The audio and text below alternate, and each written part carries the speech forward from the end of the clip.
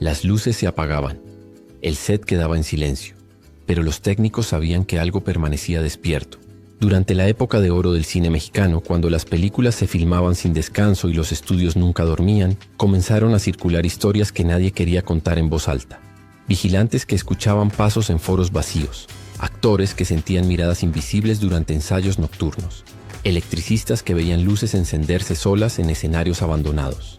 No eran rumores aislados. Eran testimonios repetidos durante décadas, en diferentes estudios, por personas que nunca se conocieron entre sí. Siempre las mismas sensaciones, siempre los mismos lugares. El cine de oro nos regaló obras maestras, pero también dejó espacios marcados por jornadas agotadoras, tragedias personales y emociones tan intensas que parecieron impregnarse en las paredes. Antes de continuar, ¿desde qué ciudad nos estás viendo? Escríbelo en los comentarios. Queremos saber dónde están los verdaderos amantes del cine clásico mexicano. Hoy recorreremos 5 sets que cargaron con reputaciones oscuras. Lugares donde el glamour convivió con lo inexplicable. No tenían nombres oficiales. Eran simplemente el foro del hospital o el set de la prisión. Espacios cerrados, reutilizados una y otra vez para representar dolor, encierro y desesperación. Durante la época de oro, estos decorados trabajaban sin parar. Las mismas camas metálicas aparecían en melodramas distintos. Los mismos barrotes se pintaban para diferentes cárceles. Los pasillos largos y fríos servían tanto para manicomios como para hospitales psiquiátricos. Aquí se filmaron las escenas más desgarradoras del cine mexicano. Muertes trágicas, confesiones en lechos de agonía, prisioneros que gritaban injusticia. Los actores repetían el llanto una y otra vez hasta que los directores quedaban satisfechos. Las emociones se acumulaban como polvo en las esquinas. Los técnicos comenzaron a notar algo extraño, una incomodidad persistente. No había apariciones dramáticas ni fenómenos claros, pero nadie quería quedarse solo después de terminar la jornada. Hablaban de una sensación de estar siendo observados desde las sombras, de escuchar pasos lentos detrás de ellos cuando guardaban equipos. Un utilero de los años 50 contó que una noche escuchó respiraciones profundas mientras desarmaba un set de hospital. Pensó que era algún compañero rezagado, pero cuando encendió todas las luces, el foro estaba completamente vacío. Estas historias nunca llegaron a la prensa. Se compartían en voz baja, entre café y cigarrillos, durante descansos nocturnos. Los nuevos en el equipo eran advertidos de manera sutil. No te quedes solo aquí después de las 10. ¿Qué quedó impregnado en esos espacios? Tal vez nada sobrenatural. Tal vez solo el peso de tanto sufrimiento fingido repetido hasta el cansancio. O quizá, como decían los viejos técnicos, había emociones tan intensas que no necesitaban ser reales para dejar huella. Lo cierto es que estos foros fueron los primeros en ganarse una reputación incómoda. No por un evento específico, sino por la acumulación, por la repetición, por las noches demasiado largas en lugares diseñados para parecer tristes. A diferencia de los estudios cerrados, estas locaciones eran reales. Residencias antiguas, muchas construidas a finales del siglo XIX o principios del XX, que el cine rentaba para producciones que requerían elegancia y misterio. La más famosa fue la mansión donde Luis Buñuel filmó El Ángel Exterminador en 1962. La residencia de Polanco, construida originalmente para un político poderoso, ya tenía reputación inquietante antes de que llegaran las cámaras. Los vecinos hablaban de ruidos inexplicables. El personal de servicio anterior había renunciado sin dar explicaciones claras. Durante la filmación, varios miembros del equipo reportaron experiencias extrañas. Silvia Pinal misma mencionó años después que hubo momentos en los que sintió presencias durante las escenas nocturnas. Puertas que se cerraban sin corrientes de aire. Cambios bruscos de temperatura en habitaciones específicas. Pero no fue la única. Otra casona de San Ángel, utilizada para melodramas de Emilio Fernández, se ganó fama similar. Los técnicos escuchaban pasos en el piso superior cuando todo el equipo estaba filmando abajo. Algunos juraban haber visto cortinas moverse en ventanas de habitaciones cerradas con llave. Lo perturbador es que estas experiencias se repetían con equipos diferentes, en producciones separadas por años. Una misma casa generaba los mismos relatos, aunque los trabajadores nunca se conocieran entre sí. Un asistente de dirección de los años 50 dejó escrito en sus memorias: había mansiones donde todos trabajábamos más rápido. No por profesionalismo, sino porque nadie quería quedarse después del atardecer. Los dueños de estas propiedades rara vez admitían las historias. Pero cuando una casa comenzaba a circular entre productores como problemática, su valor de renta disminuía considerablemente. ¿Eran estas residencias realmente embrujadas antes de que llegara el cine? ¿O fue la intensidad dramática de las filmaciones lo que despertó algo dormido? Nunca hubo respuestas claras. Lo único seguro es que varias de estas mansiones dejaron de rentarse para producciones cinematográficas después de la época de oro. Algunas fueron demolidas. Otras permanecen abandonadas hasta hoy, con reputaciones que sobrevivieron al olvido del cine que alguna vez las habitó. La Cinematográfica Latinoamericana S.A., conocida como CLASA, operó desde 1946 hasta mediados de los años 50. Fue uno de los estudios más prolíficos del cine de oro, especializado en producciones de bajo presupuesto pero alto impacto emocional. Aquí se filmaron algunos de los melodramas más desgarradores de la época. Historias de madres abandonadas, amores imposibles, tragedias familiares. Los foros de CLASA se llenaban de llanto real día tras día, película tras película. Los trabajadores no reportaban apariciones dramáticas. No había figuras espectrales ni eventos sobrenaturales claros. Lo que sí había era una pesadez constante, una atmósfera densa que parecía absorber la energía de quienes entraban. Actores experimentados mencionaban sentirse inexplicablemente agotados después de trabajar en CLASA, incluso en escenas sencillas. Un cansancio que no correspondía con el esfuerzo físico realizado. Algunos hablaban de dolores de cabeza persistentes que comenzaban al entrar a ciertos foros y desaparecían al salir. Los técnicos de iluminación tenían una regla no escrita. Nadie apagaba las luces solo, siempre en parejas, siempre rápido.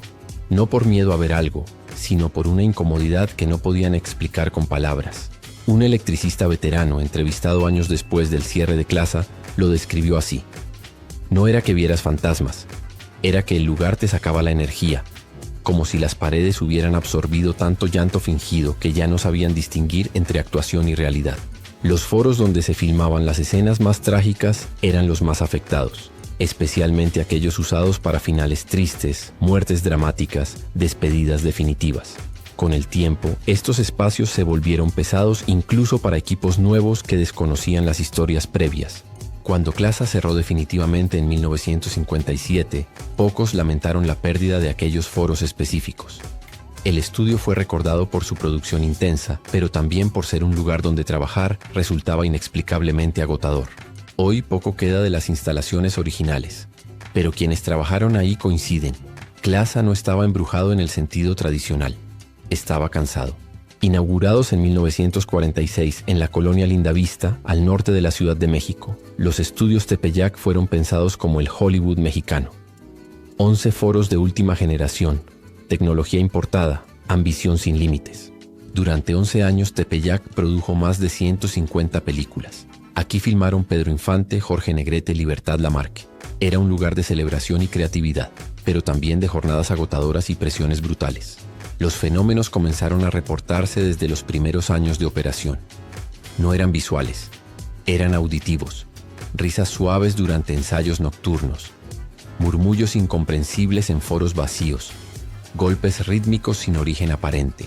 Los vigilantes nocturnos fueron los primeros en hablar, siempre extraoficialmente. Contaban de voces que llamaban nombres conocidos, pero cuando respondían solo encontraban silencio. De conversaciones completas que parecían venir del foro contiguo, pero al investigar no había nadie.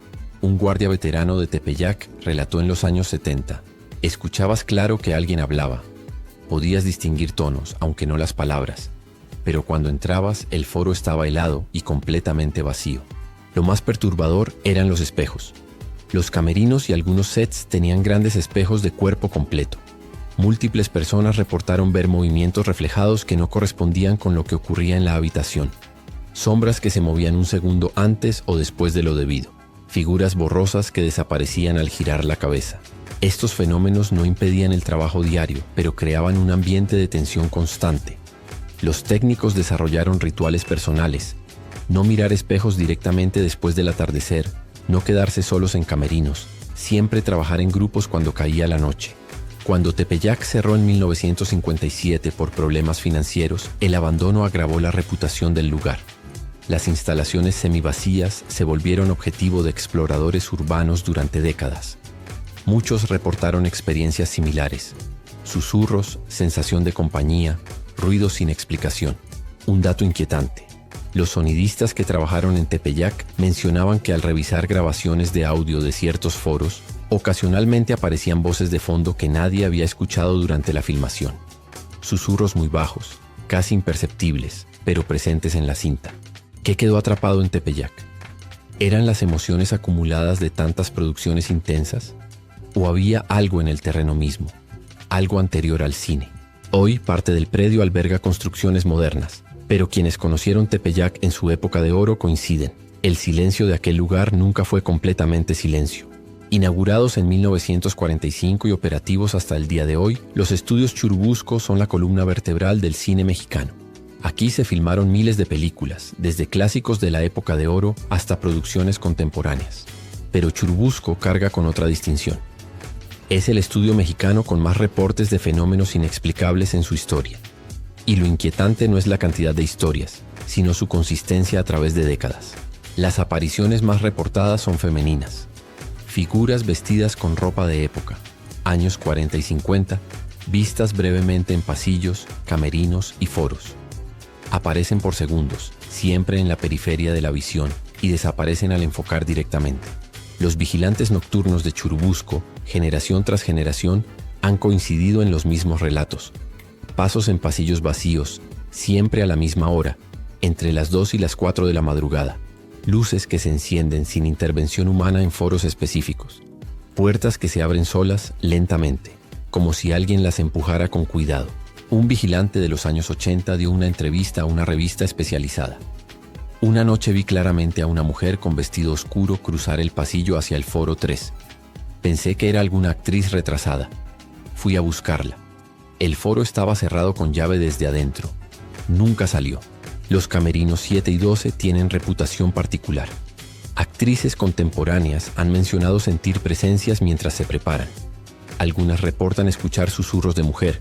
Otras hablan de ver movimientos en espejos que no coinciden con la realidad. Lo más documentado son los fenómenos eléctricos. Luces que se encienden y apagan siguiendo patrones específicos. Equipos electrónicos que fallan sin razón técnica en ciertos foros y funcionan perfectamente al cambiarlos de ubicación. Un técnico de sonido de los 90 dejó registro de algo inquietante. Durante la postproducción de una película filmada en Churubusco, el equipo detectó en las grabaciones de audio ambiental lo que parecían voces susurrantes en español antiguo. Voces que nadie había escuchado durante la filmación. ¿Por qué Churubusco? Algunos dicen que el terreno tiene historia previa al cine, posiblemente relacionada con la época colonial. Otros creen que la intensidad emocional acumulada durante 80 años de producción ininterrumpida dejó algo impregnado en los muros. Lo cierto es que Churubusco sigue operando, sigue produciendo y las historias siguen apareciendo. Cada nueva generación de trabajadores suma sus propias experiencias al archivo no oficial del estudio más embrujado de México. No es ficción, es memoria persistente. La época de oro del cine mexicano construyó un legado inmortal, pero también dejó espacios que parecen recordar más de lo que deberían. Lugares donde el glamour convivió con agotamiento, donde la ficción se mezcló con dolor real, donde las emociones fueron tan intensas que tal vez nunca se fueron del todo. ¿Eran estos sets realmente embrujados? ¿O simplemente cargaban con el peso invisible de miles de jornadas, millones de emociones fingidas, años de trabajo sin descanso? Quizá nunca lo sepamos con certeza, pero las historias siguen ahí, repetidas por personas que nunca se conocieron, contadas en décadas diferentes, siempre similares, siempre inquietantes. Si este recorrido por las sombras del cine de oro te atrapó, suscríbete a Historias y Biografías del Cine. Aquí exploramos el cine clásico mexicano desde todos sus ángulos, las luces brillantes y también las esquinas oscuras. Déjanos en los comentarios. ¿Crees que estos lugares estaban embrujados o que el verdadero misterio eran las personas que trabajaron ahí? Gracias por ver. Nos vemos en la próxima historia. Hasta pronto.